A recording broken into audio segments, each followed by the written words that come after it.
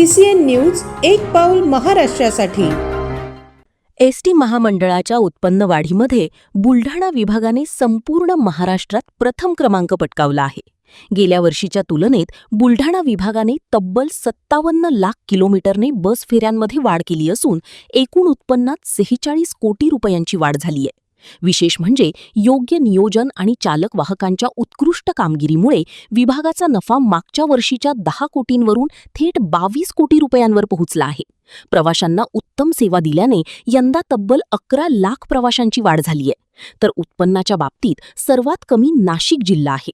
ST महामंडळाच्या नाशिक विभागाला दर महिन्याला 8 कोटी रुपयांचा तोटा होत असल्याची देखील माहिती आहे। सर, उत्पन्न वाढीमध्ये आपला बुलढाणा जिल्हा राज्यातून प्रथम आला आहे। कशा पद्धतीने संपूर्ण तुम्ही नियोजन केलं होतं आणि किती उत्पन्न झालं? बुलढाणा जिल्हा महाराष्ट्रातून प्रथम क्रमांकावर आल्यामुळे बुलढाणा विभागाचे जे विभाग नियंत्रक आहे यांचा सन्मान मध्यवर्ती कार्यालयाने 1 जून रोजी एसटीच्या वर्धापन दिनानिमित्त आयोजित केला होता।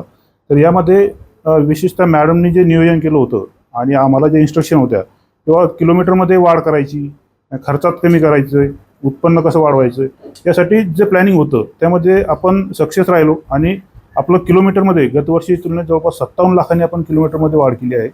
उत्पन्नामध्ये 46 कोटींनी वाढ केली आहे। त्याच्यात जे चालक वाहकांनी कर्तव्य करायचं असतं त्याच्यामध्ये आपण जास्तीत जास्त चालक वाहकांचा वापर करून उत्पन्न म्हणजे किलोमीटर वाढवले, त्यामुळे आपलं उत्पन्न वाढलं। सरासरी जवळपास 10 किलोमीटर प्रति चालकामागे आपण वाढवले होते। हे सगळं प्लॅनिंग करावं लागलं होतं, त्यामुळे ते शक्य झालं आणि त्यामुळे खर्चात बचत झाली। तर आपली 46 लाख इतकी खर्चामध्ये बचत झालेली आहे आणि नफा हा गतवर्षीच्या तुलनेत जवळपास 12 कोटीने वाढलेला आहे।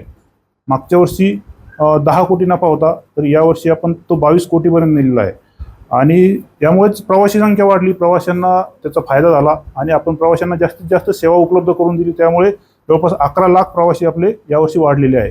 त्यामुळेच हे सर्व शक्य झालेलं आहे।